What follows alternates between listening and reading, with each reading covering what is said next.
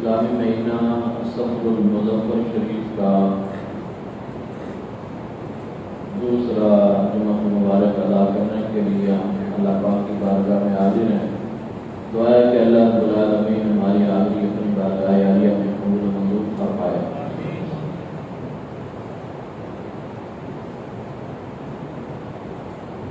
یہ واقع مقدسہ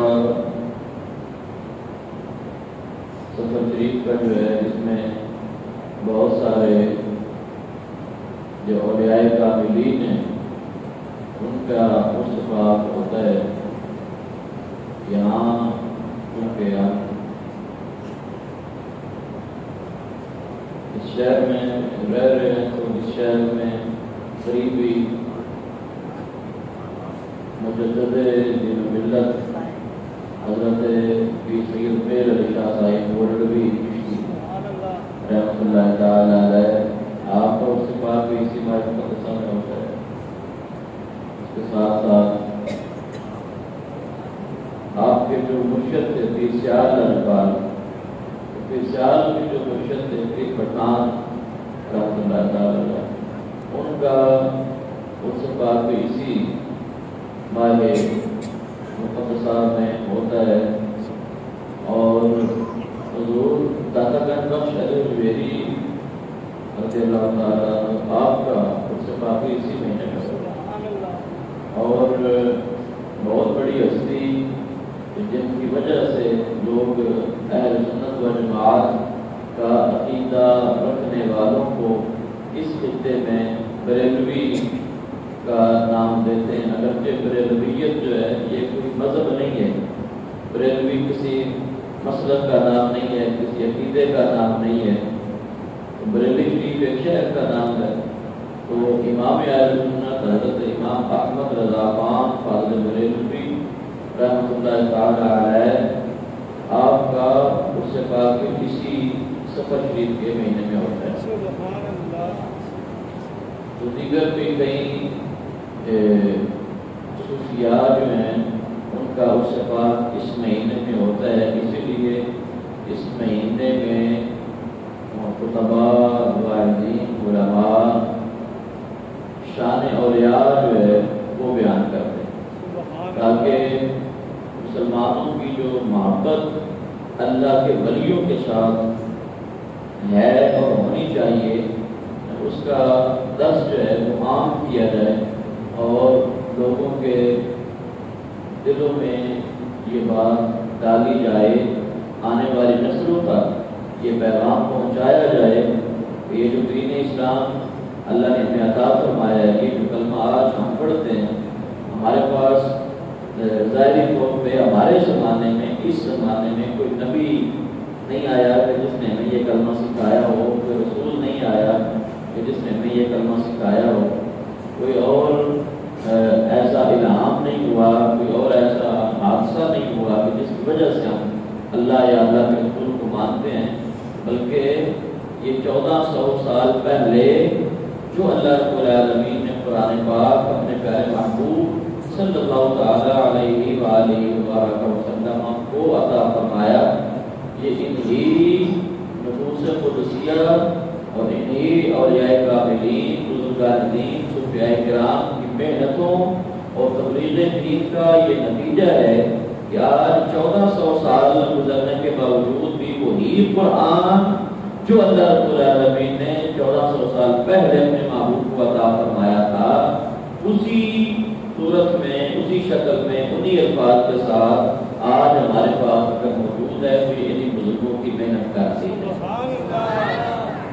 تو یہ ان کا بہت بڑا کردار ہے۔ صوفیاء جو ہیں، اولیاء جو ہیں، ہم اہل سنت و جماعت ہونے کے ناطے سے عمومی طور پہ کرامات پہ اتفاق کر دیتے ہیں کہ میرے پیر کی یہ کرامت ہے، میرے پیر کی یہ کرامت ہے۔ ہم کرامتیں اور فضائل جو ہے، مناقب جو ہیں، ان کو بیان کرنے میں لگے رہتے ہیں، لیکن میں سمجھتا ہوں اور یہ حقیقت ہے کہ ایک اللہ کے ولی کی سب سے بڑی کرامت یہی ہوتی ہے کہ وہ خدمت دین کے حوالے سے مشہور ہوتا ہے، اور ایک تو اللہ کے احکام کی خود بھی ان کو بجا لاتا ہے، اور نبی کریم صلی اللہ تعالیٰ علیہ وآلہ وسلم کی سنتوں پہ عمل کرنے والا ہوتا ہے، اور آگے جہاں جہاں تک اس کا حلقہ ہوتا ہے، جہاں جہاں تک اس کا دائرہ کار ہوتا ہے، جہاں جہاں تک اس کے حلقہ احباب ہوتے ہیں، تو وہاں وہاں تک بھی وہ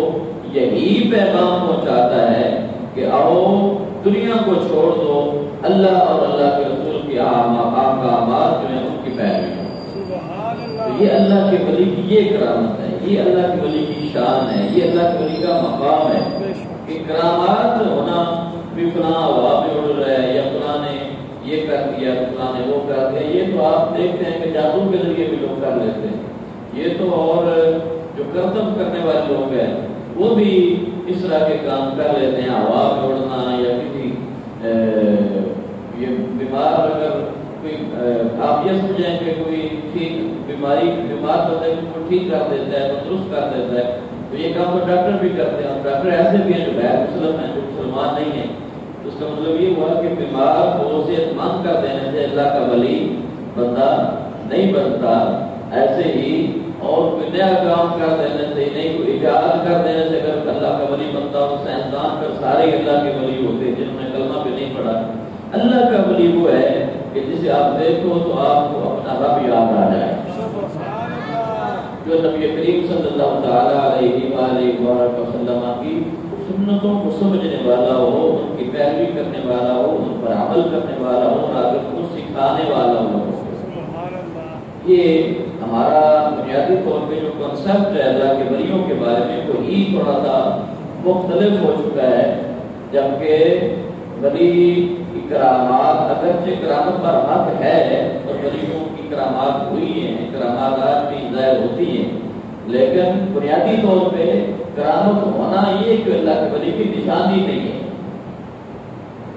ٹھیک ہے نا؟ یعنی کہ لازمی نہیں ہے کہ کرامت ہوگی تو ہی وہ اللہ کا ولی ہوگا، بلکہ اللہ کے ولی کی سب سے بڑی یہی کرامت ہونی چاہیے، اور یہی کرامت ہے کہ وہ اللہ رسول کے احکامات کے خلاف نہیں جاتا، ان کے جو حدود ہیں، جو دائرہ کار ہے، اس میں رہ کر اس کا جینا بھی اللہ کی رضا کے لیے، اس کا مرنا بھی اللہ کی رضا کے لیے، اس کا آرام بھی اللہ کے بتائے ہوئے وقت کے مطابق، اس کا سونا بھی اللہ کے وقت، اللہ کے دیے ہوئے ٹائم اور وقت کے مطابق، اس کا جاگنا بھی اللہ رب العالمین کے دیے ہوئے وقت کے مطابق۔ اور یہ صرف ایک عام ولی نہیں، بلکہ قرآن مجید میں اللہ رب العالمین نے اپنے پیارے محبوب صلی اللہ علیہ وآلہ وسلم کو یہ حکم ارشاد فرما دیا کہ قل اے محبوب اعلان فرما دیجئے ان صلاتی و نسکی و محیای و مماتی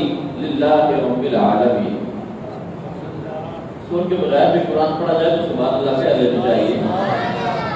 قل ان صلاتی و نسکی و محیای و مماتی للہ رب العالمین. اے محبوب صلی اللہ تعالی علیہ وعلی آلہ وبارک وسلم آپ یہ اعلان فرما دیجئے کہ ان صلاتی بے شک میری نماز و نسکی اور میری قربانی و محیای اور میرا زندہ رہنا و مماتی اور میرا دنیا سے جانا للہ رب العالمین یہ سارے کے سارے کام جو ہیں یہ صرف اور صرف اللہ تبارک و تعالیٰ کی رضا کے لیے. تو اندازہ لگائیں کہ جب اللہ رب العالمین نے اپنے پیارے محبوب صلی اللہ تعالی علیہ وآلہ وبارک وسلم آپ کو یہ ارشاد فرما دیا کہ آپ یہ اعلان فرما دیں تو معلوم ہوا کہ نبی تو اس کے بغیر بھی ظاہر اللہ پاک نے ان کو منتخب فرمایا ہوتا ہے نبوت کے لیے اور وہ ازل سے انتخاب ہو چکا ہوتا ہے. اس کے باوجود اللہ پاک فرماتا ہے کہ محبوب آپ اعلان فرما دیجیے. معلوم یہ ہوا کہ اگر نبی جن کا دنیا میں آنا ہی اللہ کی مرضی کے مطابق ہے اور دنیا میں رہنا اور ہر کام قول و فعل اللہ کے حکم کے مطابق ہے پھر بھی اللہ پاک فرماتا ہے کہ محبوب آپ اعلان فرما دیجیے. معلوم یہ ہوا کہ جب ایک نبی اعلان فرما رہے ہیں اور وہ بھی نبیوں کے سردار جن کے لیے اللہ رب العالمین نے ساری کائنات کو سجایا ہے ان سے یہ اعلان کروایا. معلوم یہ ہوا کہ ہمیں بھی اپنی زندگی اپنا جینا اپنا مرنا اپنی زندگی اپنی موت اپنی نمازیں اپنی قربانیاں اپنے حج اپنے خیرات اپنے زکات اپنے خیرات جو کچھ بھی ہم قول و فعل کریں ہماری زندگی کا ہر لمحہ اللہ رب العالمین کی رضا کے لیے گزرنا چاہیے. یہ ہے اسلام کا پیغام. اسی لیے اللہ رب العالمین نے فرمایا کہ جو بندہ اسلامی احکامات کی پیروی کرتا ہے اسلامی احکامات کو مانتا ہے اللہ رسول کے احکام کو مانتا ہے فرمایا الا ان اولیاء اللہ لا خوف علیہم ولا هم يحزنون.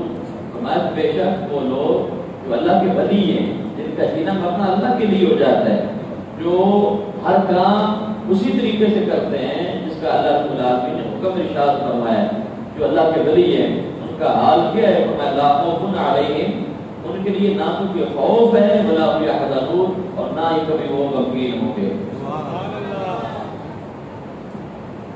یہ خوف اور ڈر جو ہے یہ اللہ کے ولیوں کے لیے نہیں ہے. ان کو کوئی خوف دنیا کا اور آخرت کا کیوں کہ انہوں نے وہ ساری زندگی ہی اللہ رب العالمین کی رضا کے لیے گزاری ہے. ہماری زندگی تو دنیا کا مال جمع کرنے میں گزر جاتی ہے. ایک ٹارگیٹ پورا ہوتا نہیں ہے تو اگلا ٹارگیٹ نیا بنا لیتے ہیں. پہلے ایک چھوٹا مکان بنایا اب اس سے بڑا مکان بنائیں گے. اس سوسائٹی میں ہمارا مکان بنا ہوا ہے تو فلاں جگہ پہ بھی ہونا چاہیے. ہماری دنیا کی خواہشات جو ہیں یہ تو کبھی پوری ہوئی نہیں ہے اور ہوتی بھی نہیں ہے. ساری زندگی انسان لگا رہتا ہے ساری زندگی اسی کوشش میں لگا رہتا ہے کہ آپ اپنے بچوں کے لیے کچھ بنا لو اپنے لیے کچھ بنا لو اور ہوتا کیا کہ راضی پر وہ بھی نہیں ہوتا. میری بچے جن کے لیے ساری عمر گزار رہی ساری عمر ضائع کر رہی تو ضائع ہوتا ہے یہ مال. بھائی مطلب کہ وہ ہو سکتا ہے کہ ان کو پیچھے سالانہ ختم دلوانا بھی یاد نہ رہے کہ ہمارے باپ کا سال کا ختم کم ہے یا یعنی کہ چاہیے تو یہ ہے نا کہ اولاد روزانہ اپنے والدین کے لیے دعا کرے. روزانہ ہر نماز میں دعا اللہ نے رکھی ہے ربنا اغفر لی ولوالدی وللمؤمنین یوم یقوم الحساب یہ پڑھتے ہیں لوگ. تو چاہیے تو یہ کہ ہم ہر نماز میں روزانہ کھانا کھانے سے پہلے کھانا کھانے کے بعد اٹھتے بیٹھتے اپنے والدین کو یاد رکھیں. لیکن کچھ ایسے بھی ہیں کہ جن کو اتنی دولت ملی ہوئی ہے اتنی دولت ملی ہوئی ہے کہ ان کو یاد نہیں ہے کہ ہمارے باپ کا یا ماں کا دن کب ہے کہ روزانہ حضور کی بات سال کے بعد بھی یاد نہیں ہے. یہ جن کے لیے ہم چھوڑ کے چلے جاتے ہیں وہ تو ہمیں یاد بھی نہیں کرتے. تو کیوں نہ اس رب کے لیے زندگی گزاریں کہ جس رب کی مرضی اور منشا کے مطابق اگر ہم زندگی گزاریں گے تو اللہ تبارک و تعالیٰ دنیا میں بھی عزتیں عطا فرمائے گا قبر کی منازل بھی آسان ہو جائیں گی اور حشر میں بھی اللہ پاک مقام عطا فرمائے گا. یہ ہم دنیا داروں کو راضی کرنے میں، اپنے آل اولاد کو، رشتہ داروں کو، پڑوسیوں کو، محلے داروں کو، بہن بھائیوں کو، دنیا داروں کو راضی کرنے میں اتنا آگے نکل جاتے ہیں، اتنا آگے نکل جاتے ہیں کہ اللہ رسول کو بھول جاتے ہیں، اللہ رسول کے احکامات کو بھول جاتے ہیں۔ فرمایا کہ یہ ایسے لوگ ہیں کہ ان کو کوئی خوف اور غم نہیں ہے۔ آگے ساتھ ہی اگلی آیت کریمہ میں اللہ رب العالمین نے ان کی نشانی بیان فرما دی کہ وہ کون لوگ ہیں کہ جن کو کوئی خوف بھی نہیں ہے، جن کو کوئی خطرہ ہی نہیں ہے۔ پل صراط اگرچہ بال سے زیادہ باریک ہے اور تلوار سے زیادہ تیز ہے، لیکن فرمایا کہ میرے ولیوں کے لیے کوئی پریشانی نہیں۔ جہنم کی آگ اگرچہ بھڑک رہی ہے، لیکن فرمایا میرے ولیوں کو کوئی پریشانی نہیں، کوئی غم نہیں ہے۔ دولت بھڑک رہی ہے لیکن ان کو غم نہیں ہے، کوئی پریشانی نہیں ہے۔ کیوں نہیں ہے؟ فرمایا کہ انہوں نے دو کام کیے۔ کتنے؟ کچھ بولو، کتنے کام کیے؟ پہلا اللہ جی نے آمن، کہ پہلا کام ان کا یہ ہے کہ وہ ایمان لائے، اور ایمان جو ہے، ایمان ایسے نہیں ہے کہ کلمہ پڑھا ہے مرضی اپنی کی ہے،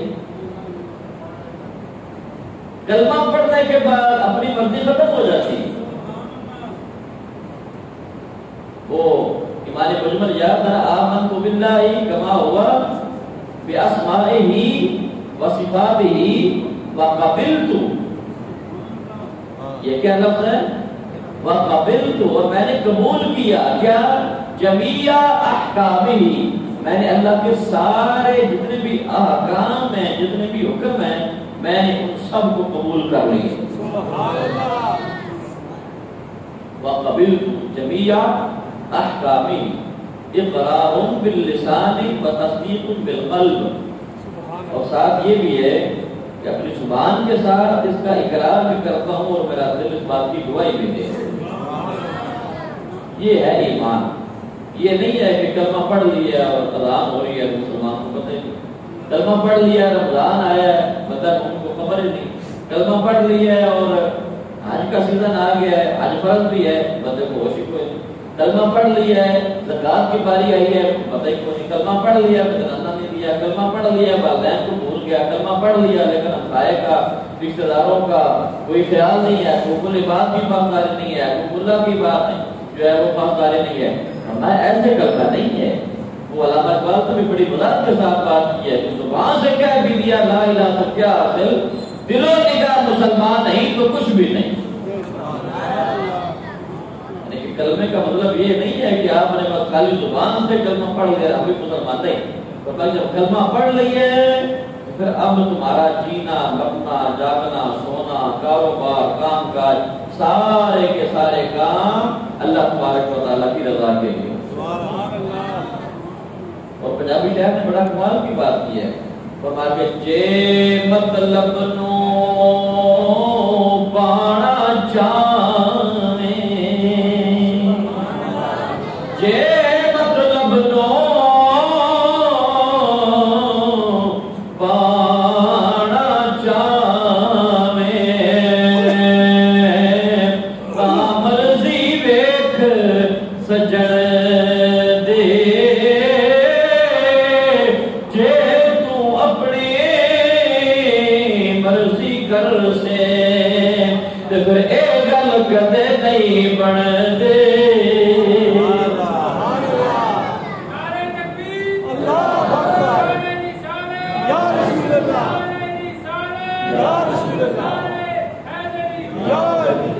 کلمہ پڑھ کے پھر اپنی مرضی سے سونا، اپنی مرضی سے جاگنا، اپنی مرضی سے کام کاج نہیں، تو وہاں پھر اپنی مرضی ختم ہو جاتی۔ کیونکہ اب آپ دیکھتے ہیں کہ آپ کے نوجوان یہ جاب کرتے ہیں، کہیں پر بھی آپ چاہے وہ پولیس ہو یا فوج ہو یا کوئی بھی ادارہ ہو، جب آپ ایک بھرتی آپ کی ہو جاتی ہے، جی جب جوائننگ ہو جاتی ہے تو پھر اپنی مرضی سے آنا جانا ہوتا ہے، بولو ناراض نہ ہو، خیر جب آپ کہیں جاب کرتے ہیں، کہیں پہ کاروبار کرتے ہیں، کوئی بھی کرتے ہیں، پھر اپنی مرضی سے کرتے ہیں، اپنی مرضی پھر نہیں ہوتی، پھر ان کی مرضی ہوتی ہے۔ جب کلمہ پڑھ لیا رب کو رب جب مان لیا ہے تو پھر اب رب کی بھی تو مان لی ہے نا. خالی رب کو نہیں ماننا، رب کی بھی ماننی ہے. تو رب کو تو مان لیا لیکن اس کی مانی نہیں ہے کوئی بھی. تو معلوم یہ ہو کہ بھئی ایمان میں کمزوری ہے، یہ ایمان کی کمزوری ہوتی ہے. اللہ اکبر. الذین آمنوا وکانوا یتقون. یا مجھے کسی حدیث کا حوالہ دینے کی حاجت نہیں ہے کیونکہ اللہ رب العالمین نے بڑے واضح طور پہ قرآن مجید میں ارشاد فرما دیا ہے. اس مقام پہ اللہ پاک نے فرمایا الذین آمنوا وکانوا یتقون. یہ جو کانوا ہے یہ عربی گرامر کا قاعدہ ہے کہ مضارع پہ جب کانا یکون داخل ہو جاتا ہے، ویسے تو پھر مضارع جو ہوتا ہے یہ حال اور استقبال کا فائدہ دیتا ہے، لیکن مضارع پہ جب کانا یکون داخل ہو جاتا ہے تو پھر یہ حال اور استقبال کو چھوڑ کے ماضی استمراری کا فائدہ دیتا ہے. جسے آپ پاسٹ کنٹینیوس ٹینس کہتے ہیں عرب انگلش کی گرامر. تو کیا معلوم ہوا کہ صرف ایک بار نیکی نہیں کرنی، یعنی کہ آپ یہ کہ آپ بھی پڑھی تھی پچھلے سال روزے رکھے تھے، پچھلے سال جو رکھے تھے روزے، یا آپ یہ کہ پچھلے سال قربانی دی یا کل جو نماز پڑھی تھی، نہیں. کانوا یتقون. فرمایا کہ جو احکامات اللہ رسول کی طرف سے لاگو ہوتے ہیں ان کو پابندی کے ساتھ ریگولر ہو کے باقاعدگی کے ساتھ جیسے جیسے اللہ کے احکامات ہیں ان کو ایسے ایسے اسی طریقے کے ساتھ ادا بھی کرنا ہے. سبحان اللہ. وقالوا یتقون نے ہمیں یہ سبق دی ہے کہ ایک بار یہ نہیں ہے ایک سال میں ایک بار روزے رکھ لیے یا پوری زندگی میں ایک بار قربانی نہیں. فرمایا کہ وقالوا یتقون.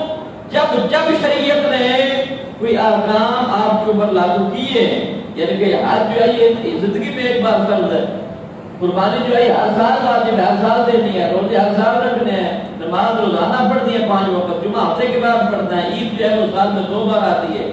تو جو احکامات جب لاگو ہوئے وقالوا یتقون نے ہمیں یہ فائدہ دیا کہ اللہ رب العالمین کے تمام احکامات جو ہیں اللہ کا خوف رکھ کر ان کو بجا لانا. سبحان اللہ.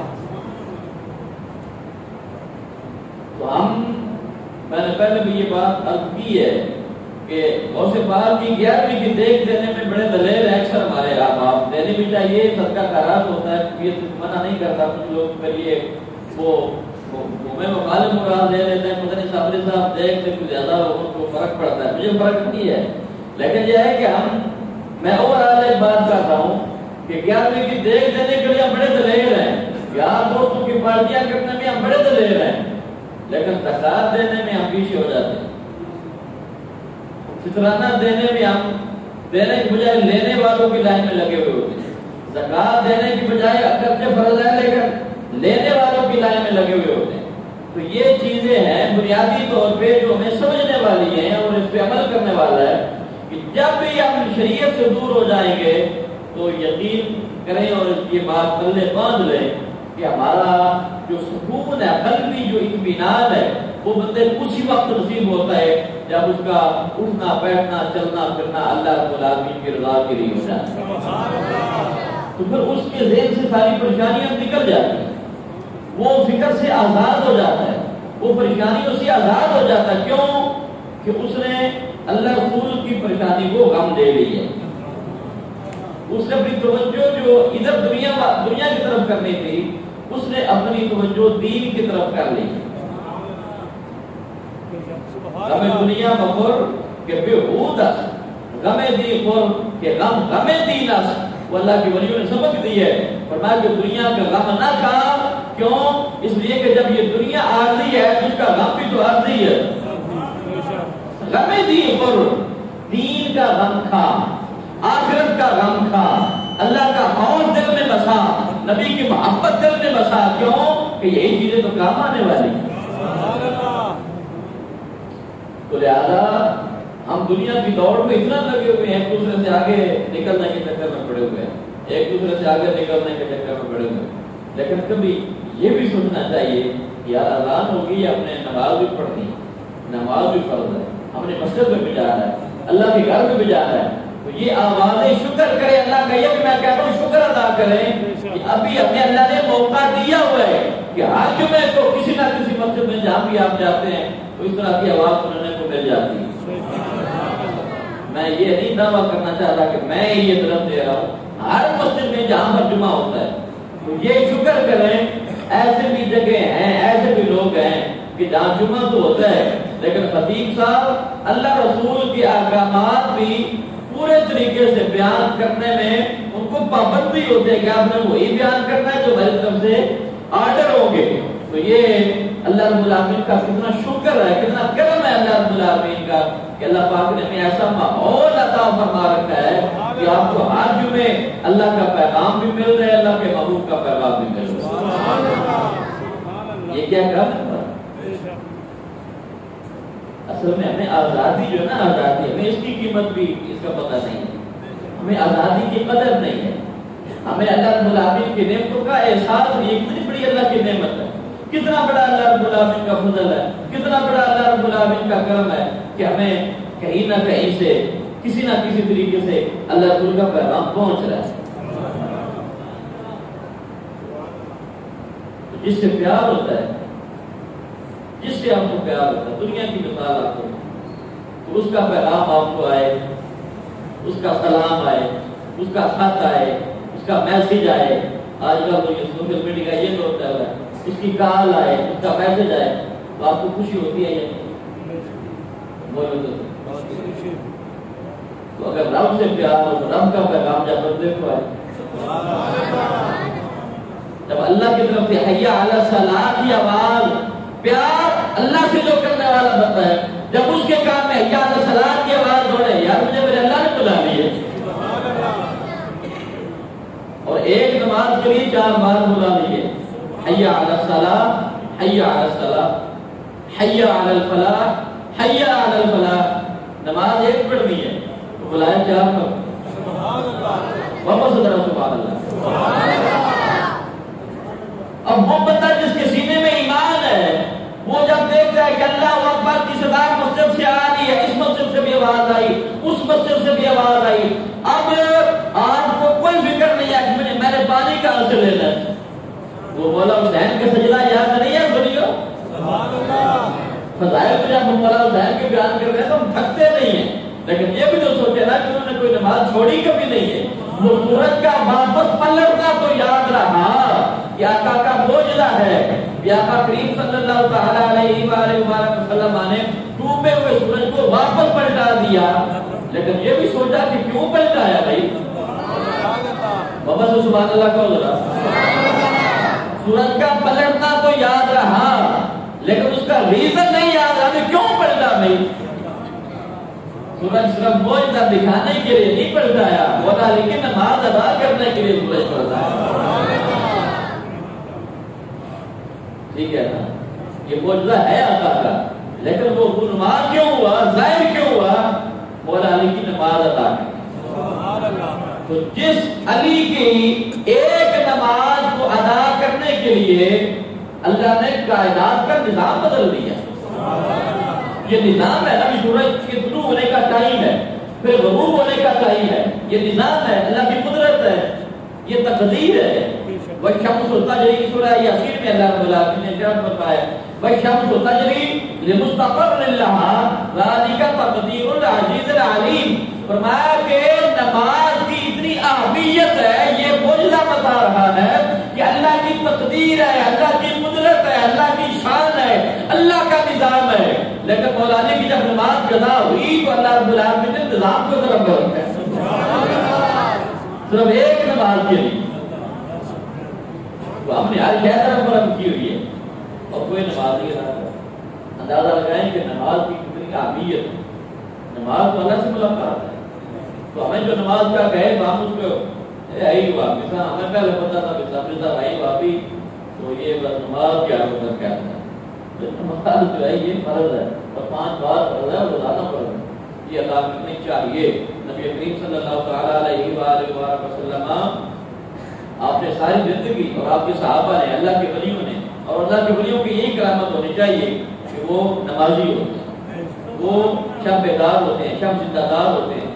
اللہ رب العالمین ہم سب کو اعمال صالحہ کی توفیق عطا فرمائے، دین مدین سمجھنے کی اور عمل کرنے کی توفیق عطا فرمائے۔ آمین۔